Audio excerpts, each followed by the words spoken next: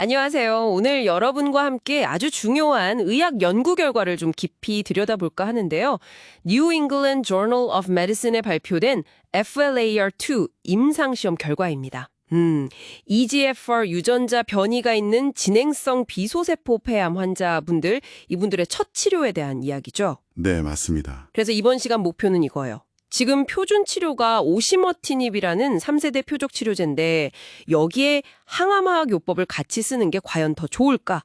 이걸 알아보는 거죠. 네.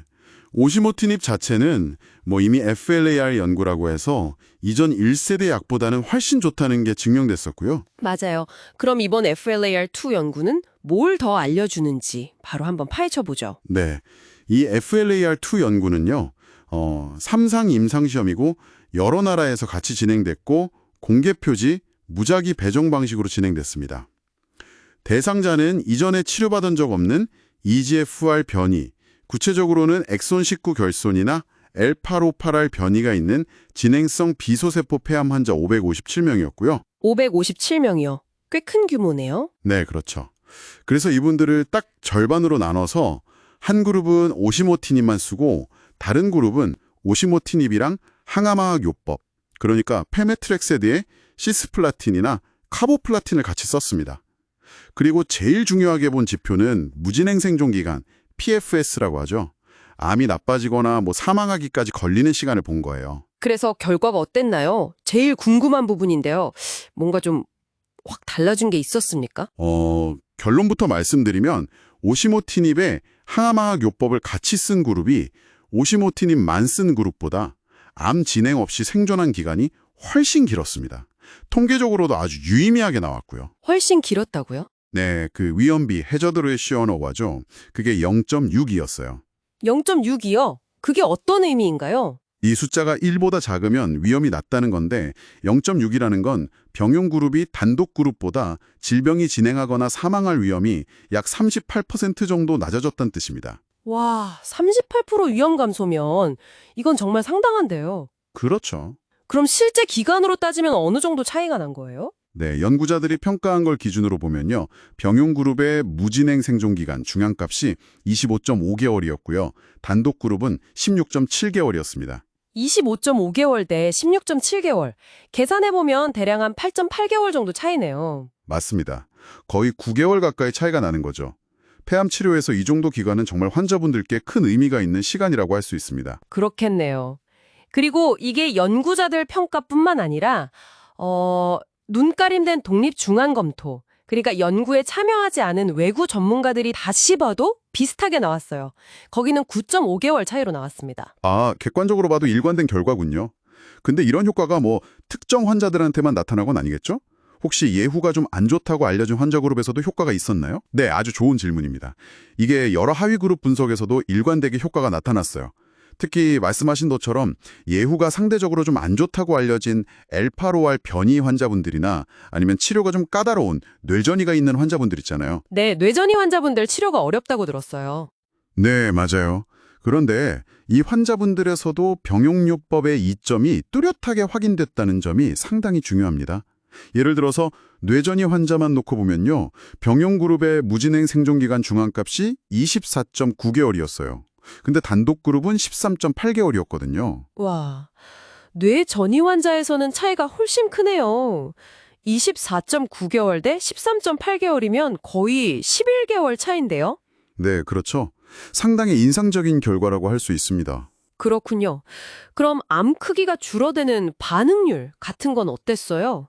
그리고 그 효과가 얼마나 오래 갔는지도 중요할 것 같은데요? 네, 객관적 반응률, 그러니까 종양 크기가 줄어든 비율 자체는 병용 그룹이 83%, 단독 그룹이 76%로 아주 큰 차이는 아니었어요. 약간 높은 정도였죠. 아, 반응률 자체는 비슷했군요. 네, 그런데 반응 지속기간 중앙값에서 차이가 꽤 컸습니다. 병용 그룹은 24개월, 단독 그룹은 15.3개월이었어요. 24개월 대 15.3개월이면 이것도 꽤 차이가 나네요. 거의 9개월 정도. 네, 그러니까 이게 치료 효과가 한번 나타나면 훨씬 더 오래 지속된다. 이렇게 해석할 수 있는 거죠. 아하, 효과가 더 오래 간다. 그것도 아주 중요한 점이네요. 그렇죠. 자, 그럼 효과는 확실히 더 강력해 보이는데 역시나 부작용 문제도 좀 따져봐야겠죠? 항암화학요법이 추가됐으니까요. 네, 맞습니다. 그 부분을 이제 말씀드려야 하는데요. 예상하셨겠지만 안전성 측면에서는 병용 그룹이 좀 더 불리했습니다.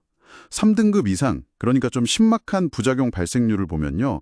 병용 그룹이 64%였고 단독 그룹은 27%였습니다. 64%대 27%요?